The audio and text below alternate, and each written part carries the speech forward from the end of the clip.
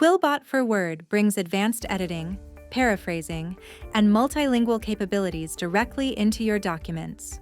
Whether you're fine-tuning grammar or elevating your tone, you can make impactful edits without ever leaving Word. Let's explore QuillBot for Microsoft Word.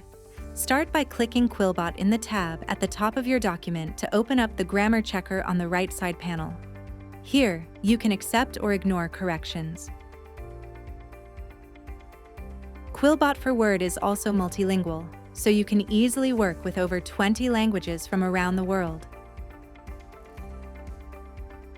Just like in the Grammar Checker, you have the option to open the settings menu and control the kind of suggestions QuillBot gives you. To paraphrase text, select some copy, and then open the Paraphraser at the bottom of the right side panel. Select Paraphrase Selection and then choose the mode.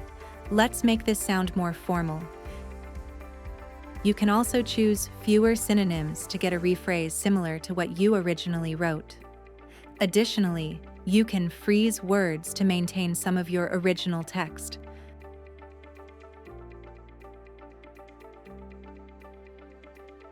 Great! This copy is now much better and ready to be shared.